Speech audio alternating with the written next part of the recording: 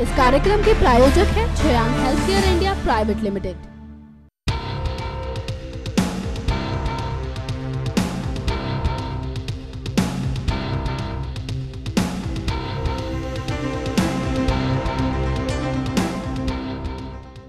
हाजिर हूं आपके सामने एक ऐसे शख्स की कहानी लेकर जिसने जिंदगी में कभी हार नहीं मानी, जिसने समय को भी अपना लोहा मनवाया। ये एक ऐसा करिश्माई शख्स है जिसने अपने हाथ की लकीरों को खुद तराशा और इतिहास के पन्नों पर दर्ज कर डाला अपना नाम। नमस्कार, मैं हूं चीनू। स्वागत है आप लोगों का पब्लिक फेस में। जी हां, आज हम बात करेंगे उस व्यक्ति के बारे में जिसका नाम तो देश भर में आज हर कोई जानता है, लेकिन उसका संघर्ष, उसकी कश्मकश, उसका बचपन और उसके किस्से शायद बहुत ही कम लोग जानते हो। वो शख्स जिसका चेहरा हर कोई जानता है, लेकिन नहीं जानता तो बस वो दास्ता जिसने उसे बना दिया देश का प्रधानमंत्री। ये शख्स है नरेंद्र भाई दामोदर दास मोदी। आज हम आपको थोड़ा पीछे ले जाएंगे। 63 साल लंबी इस किताब के एक एक पन्ने की सच्चाई बताएंगे। एक चाय बेचने वाला कैसे बना देश का प्रधानमंत्री। साल 1950 में गुजरात के बेहद साधारण परिवार में जन्मे नरेंद्र मोदी आज देश के ऊंचे पद पर विराजमान हैं। तो चलिए डालते हैं उनके जीवन की कहानी पर एक नजर।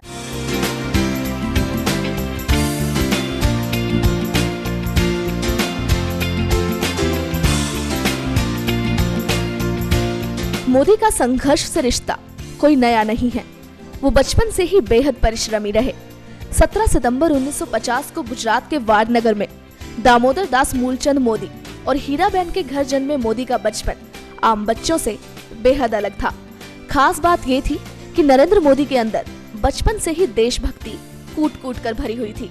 साल 1965 में जब भारत पाक के बीच जंग छिड़ी हुई थी, उस दौरान मोदी ने सैनिकों के कैंप में जाकर उनकी सेवा की। उनके बचपन का दिलचस्प किस्सा एक ये है कि एक बार तालाब से एक घड़ियाल का बच्चा पकड़कर घर लेकर आ गए। हालांकि मां के समझाने पर मोदी वापस उसे तालाब छोड़कर आए। खास बात ये थी कि वो हर काम मन लगाकर करते थे। उनके पिता की रेलवे स्टेशन पर चाय की दुकान थी, जिसमें नरेंद्र मोदी भी अपने पिता का हाथ बांटते थे। नरेंद्र मोदी वाडनगर के भागवताचार्य नारायणाचार्य स्कूल में पढ़ते थे। पढ़ाई में नरेंद्र एक औसत छात्र थे, लेकिन पढ़ाई के अलावा वो बाकी गतिविधियों में बढ़ चढ़कर हिस्सा लेते। उन्हें बचपन से एक्टिंग का शौक था। एक तरफ जहां वो नाटकों में हिस्सा लेते थे, तो वहीं दूसरी ओर एनसीसी भी ज्वाइन की हुई थी। बोलने की कला में तो उनका कोई जवाब ही नहीं। नरेंद्र मोदी अपने बचपन में एक्टिंग, वाद विवाद और नाटकों में भाग लेते। इसके साथ ही वो पुरस्कार भी जीतते। अपने बचपन में उन्हें तमाम तरह की परेशानियों का सामना करना पड़ा, या यूं कहें कि उनका रास्ता रोकने के लिए बहुत सी चीजें थी, लेकिन जिंदगी में कभी किसी से हार ना मानते हुए मोदी को पढ़ना भी था और आगे भी बढ़ना था। पिता का हाथ भी बटाना था, लेकिन नरेंद्र का बचपन ना रुका।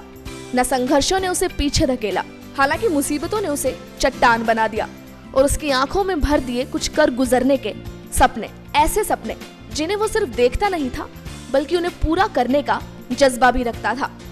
वक्त कैसे बीत रहा था कुछ पता ही ना चला।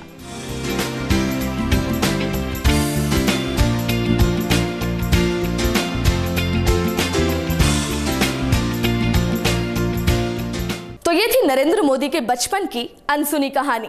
जैसे कि आप सभी ने देखा कि नरेंद्र मोदी का बचपन कितना संजीदा था। न खेल न खिलौने। नरेंद्र मोदी के सर पर देश के लिए कुछ करने की धुन सवार थी। उनको पीछे रहना कतई पसंद नहीं था। उन्हें नेतृत्व करना पसंद था। शायद ही किसी को ये बात पता हो कि नरेंद्र मोदी ने अपने जीवन का पहला चुनाव स्कूल में लड़ा। गुजरात में अपना जादू बिखेरने वाले नरेंद्र भाई मोदी कभी साधु बनना चाहते थे। वो बचपन में साधुओं से काफी प्रभावित रहे। इतना ही नहीं, उन्होंने सन्यासी बनने के लिए अपना घर तक छोड़ डाला। इस दौरान मोदी पश्चिम बंगाल के रामकृष्ण आश्रम सहित कई जगहों पर घूमे। हिमालय में कई महीने साधुओं के साथ रहने के बाद जब वो हिमालय से वापस लौटे, तो उन्होंने सन्यास जीवन त्यागने का फैसला लिया। हिमालय से लौटने के बाद मोदी ने अपने भाई के साथ मिलकर अहमदाबाद के कई स्थानों पर चाय की दुकान भी लगाई। हर कठिनाई को सहते हुए उन्होंने चाय बेची। उनकी जिंदगी में पहला टर्निंग पॉइंट तब आया जब वो दोराहे पर आकर खड़े हो गए, जिसमें एक रास्ता था परिवार की ओर, तो वहीं दूसरा रास्ता मिशन की ओर। गुजरात में आरएसएस का नेटवर्क बढ़ रहा था और मोदी आरएसएस से जुड़ गए। वो बचपन से ही संघ से जुड़ गए थे, लेकिन उस समय उनकी जिंदगी का एक बड़ा फैसला उनके परिवार ने ले लिया। पड़ोस के ही गांव की लड़की जसोदा बेन से उनकी शादी कर डाली। ऐसे में उनकी जिम्मेदारियां और बढ़ गई। लेकिन मोदी ने बाद में घर छोड़कर और संघ का प्रचारक बनने का फैसला लिया। मोदी के जीवन में इस तरह के कई उतार चढ़ाव आए, तो चलिए डालते हैं एक नजर उनके जीवन के कुछ खास प्रसंगों पर।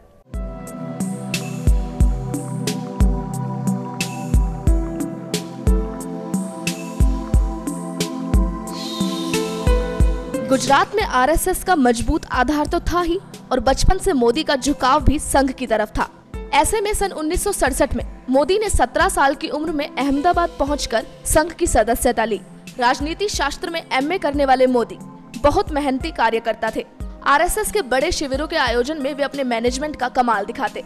इसके बाद 1974 में वे नवनिर्माण आंदोलन में शामिल हुए। इस तरह सक्रिय राजनीति में आने से पहले मोदी कई वर्षों तक राष्ट्रीय स्वयंसेवक संघ के प्रचारक रहे। जब साल 1980 में नरेंद्र मोदी गुजरात की भाजपा इकाई में शामिल हुए तो ऐसा अनुमान लगाया जाने लगा कि पार्टी को संघ के प्रभाव का सीधा फायदा मिलेगा। वो साल 1988 और 89 में भारतीय जनता पार्टी की गुजरात इकाई के महासचिव बनाए गए। नरेंद्र मोदी ने लाल कृष्ण आडवाणी की 1990 की सोमनाथ अयोध्या रथ यात्रा के आयोजन में अहम भूमिका अदा की। इसके बाद उन्हें उस वक्त के बीजेपी अध्यक्ष मुरली मनोहर जोशी की एकता यात्रा का संयोजक बनाया गया। यह यात्रा दक्षिण में तमिलनाडु से शुरू होकर श्रीनगर में तिरंगा लहराकर खत्म होनी थी। इसके बाद वो भारतीय जनता पार्टी की ओर से कई राज्यों के प्रभारी बनाए गए। मोदी को 1995 में भारतीय जनता पार्टी का राष्ट्रीय सचिव और 5 राज्यों का पार्टी प्रभारी बनाया गया। इसके बाद 1998 में उन्हें महासचिव बनाया गया। इस पद पर वो अक्टूबर 2001 तक रहे। 2001 में जब गुजरात में भूकंप आने से 20,000 लोग मारे गए, तब राज्य में राजनीतिक सत्ता में भी बदलाव हुआ। दबाव के चलते तत्कालीन मुख्यमंत्री केशुभाई पटेल को अपना पद छोड़ना पड़ा। पटेल की जगह नरेंद्र मोदी को राज्य की कमान सौंपी गई, जिसके बाद मोदी ने कभी पीछे मुड़कर नहीं देखा।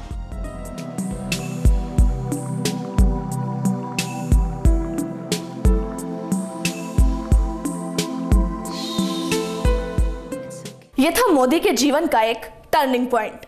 मोदी के सत्ता संभालने के लगभग 5 महीने बाद ही गोधरा रेल हादसा हुआ, जिसमें तमाम लोग मारे गए। साल 2002 में गुजरात ही नहीं, पूरे देश के इतिहास में वो दिन काले अध्याय की तरह था, जिसके बारे में किसी ने नहीं सोचा था। दरअसल गोधरा में एक भयंकर ट्रेन हादसे में तकरीबन 50 लोगों की आग लगने से जान चली गई। इसके बाद पूरे गुजरात में जो दंगे भड़के, उसमें बहुत से लोगों को अपनी जान से हाथ धोना पड़ा। मोदी पर यहाँ तक इल्जाम लगे कि उन्होंने दंगे भड़काने का काम किया। आरोप ये भी लगे कि वो चाहते तो दंगे रोक सकते थे, लेकिन उन्होंने ऐसा नहीं किया। गुजरात दंगों की वजह से मोदी को अमेरिका जाने का वीजा तक नहीं मिला। ब्रिटेन ने भी 10 साल तक उनसे रिश्ते तोड़े रखे। मोदी पर आरोप लगते रहे, लेकिन राज्य की राजनीति पर उनकी पकड़ पूरी तरह मजबूत होती चली गई। मोदी के खिलाफ दंगों से संबंधित कोई भी आरोप सिद्ध नहीं हो सका। दंगों का दंश झेलने के बावजूद साल 2002 में हुए विधानसभा चुनाव में बीजेपी को बड़ी जीत हासिल हुई। वहीं मोदी को उन इलाकों से भी सीटें मिली जो इलाके दंगों में सबसे ज्यादा प्रभावित हुए थे। यह सियासत में मोदी के जीवन का एक बड़ा टर्निंग पॉइंट साबित हुआ। गुजरात में हुए दंगों का असर मोदी के राजनीतिक जीवन पर कुछ खास नहीं पड़ा। इसके बाद तो मानो नरेंद्र मोदी की जिंदगी में बदलाव का दौर सा चल पड़ा। नरेंद्र मोदी की राजनीतिक ताकत में लगातार इजाफा होता रहा और वह बीजेपी के अग्रणी नेताओं में शामिल किए जाने लगे। मोदी ने सत्ता संभालने के साथ ही खुद को राजनीतिक संगठन मजबूत करने और राज्य के विकास के कामों में लगा दिया।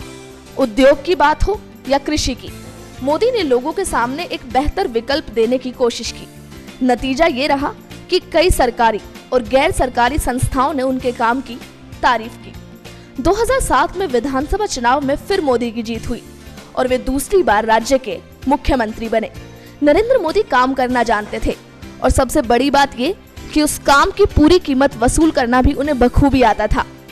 गुजरातियों को उसकी अस्मिता से जोड़ने की बात हो या फिर विकास को महिमा मंडित करने की बात, वो हर कला में माहिर हैं। नरेंद्र मोदी तकनीक का इस्तेमाल करना भी खूब जानते थे। अगर आज फेसबुक और ट्विटर पर देखें तो सबसे ज्यादा उनके फॉलोअर्स मिल जाएंगे। इंटरनेट पर पॉपुलर नेताओं की सूची में वो गिने जाते हैं। अब तक गुजरात बिजली और सड़क के मामले में काफी विकसित हो चुका था। देश के धनी और विकसित राज्यों में उसकी गिनती होने लगी थी। मोदी ने अधिक से अधिक निवेश को राज्य में आमंत्रित किया। नरेंद्र मोदी की सियासी शालीनता का कोई जवाब नहीं। देखते ही देखते साल 2012 तक मोदी का बीजेपी में कद इतना बड़ा हो गया कि उन्हें पार्टी के पीएम उम्मीदवार के रूप में देखा जाने लगा। 31 अगस्त 2012 को मोदी ने ऑनलाइन तरीके से वेबकैम के जरिए जनता के सवालों के जवाब दिए। ये सवाल देश ही नहीं बल्कि विदेशों में भी पूछे गए। 22 अक्टूबर 2012 को ब्रिटिश उच्चायुक्त ने मोदी से मिलकर गुजरात की तारीफ की और वहां निवेश किए जाने की भी बात की। इसके साथ ही दंगों के बाद बाधित हुए ब्रिटेन और गुजरात के संबंध फिर से बहाल हो गए। 20 दिसंबर 2012 को मोदी राज्य में तीसरी बार बहुमत हासिल कर एक बार फिर से सत्ता पर काबिज हो गए। नरेंद्र मोदी कोई भी काम शुरू करने से पहले अपनी मां का आशीर्वाद जरूर लेते हैं और ये चीज उनकी खास आदतों में शुमार की जाती है। अब पूरे देश में नरेंद्र मोदी की छवि एक बड़े राजनेता के रूप में उभर कर सामने आने लगी। देश से लेकर विदेशों तक गुजरात मॉडल पर चर्चा होने लगी। जिस तरह मोदी को गुजरात विधानसभा चुनाव में एक के बाद एक जीत मिल रही थी, उसमें यह कहना गलत नहीं होगा कि पूरा गुजरात मोदी का मुरीद हो चुका था। लेकिन अब बारी थी देश जीतने की, जिसके लिए उन्होंने पुरजोर मेहनत करनी शुरू कर दी। देश का शायद ही कोई कोना ऐसा बचा हो जहां जाकर उन्होंने मोर्चा ना संभाला हो। देश के कोने कोने में उनकी आवाज गूंजने लगी। इस दौरान उनके जीवन में एक के बाद एक टर्निंग पॉइंट आते रहे।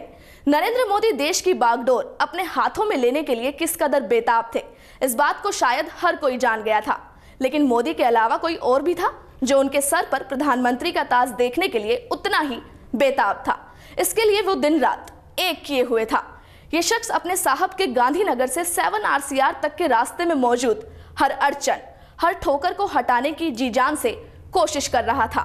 मोदी के इस विश्वास पात्र का नाम है अमित शाह। उनके लिए मोदी किसी भगवान से कम नहीं है और वे भी शाह पर उतना ही भरोसा करते हैं। इसी बीच एक पहलू सामने और आया। चुनाव से पहले उनके नामांकन पत्र दाखिल करते समय पहली बार औपचारिक रूप से पता चला कि वो शादीशुदा हैं। विपक्षी दलों ने इस बात पर कड़ा विरोध जताते हुए मोदी को घेरने की तमाम कोशिशें की। इस सच से बाहर आने पर बवाल मचा, लेकिन खुद उन्होंने सामने आकर कोई बयान नहीं दिया। बीजेपी की तरफ से पीएम पद का उम्मीदवार बनाए जाने के बाद से ही मोदी का लक्ष्य था देश की सत्ता पर काबिज होना। ये तो सभी जानते हैं कि देश की सत्ता में उत्तर प्रदेश को काफी अहमियत दी जाती है, लेकिन यहाँ पर बीजेपी की हालत बेहद खस्ता थी। ऐसे माहौल में पार्टी ने अमित शाह को यूपी का चुनाव प्रभारी बनाया। भाजपा को पता था कि अगर पिछले 10 साल का संन्यास खत्म करना है तो उत्तर प्रदेश में उसे चमत्कार करना ही होगा। देश को सबसे अधिक सांसद और अब तक सबसे अधिक प्रधानमंत्री देने वाले इस प्रदेश में शाह, मोदी और भाजपा की जीत सुनिश्चित करने में लग गए। आखिर अमित शाह नाम का ये व्यक्ति है कौन? क्या है इस व्यक्ति की काबिलियत? आखिर क्यों नरेंद्र मोदी को शाह पर इतना भरोसा है कि वे उत्तर प्रदेश में न सिर्फ पार्टी में जान फूंक देंगे बल्कि यहाँ से क्रांतिकारी चुनाव परिणाम भी लाएंगे? इस तरह के सवाल लोगों के मन में उठने लगे थे। लेकिन आपको बता दें कि शाह को राजनीति में लाने वाले शख्स नरेंद्र मोदी ही थे और मोदी शाह पर आंख मूंद कर भरोसा करते थे।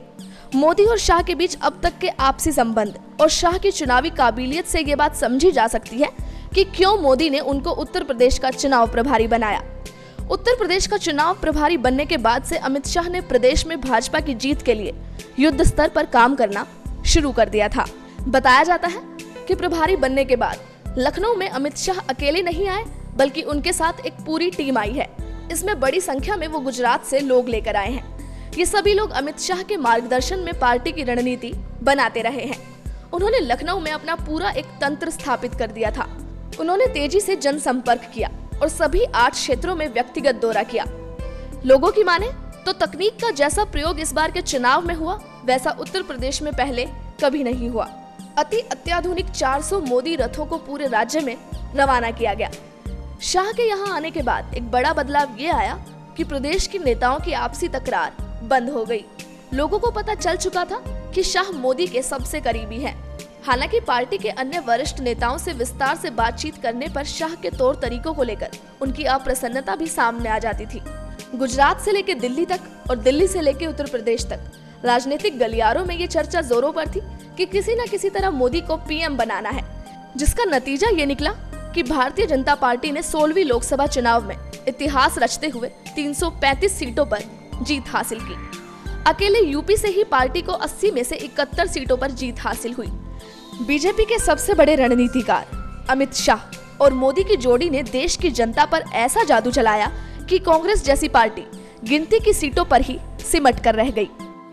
तो ये थे प्रधानमंत्री नरेंद्र मोदी की जिंदगी से जुड़े कुछ अनछुए पहलू, जिनसे हमने आपको रूबरू कराने की कोशिश की। और ये जानने में भला किस देशवासी को दिलचस्पी नहीं होगी कि एक चाय वाला कैसे बना इतने बड़े मुल्क का प्रधानमंत्री, कैसे वो आज अपने देश को नई ऊंचाई पर ले जाने के लिए अथक प्रयास कर रहा है।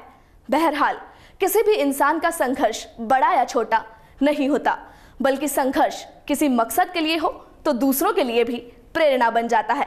और ऐसा कौन नहीं चाहता कि वो अपनी जिंदगी में कुछ ऐसा करे जो पूरी दुनिया के लिए मिसाल बन जाए।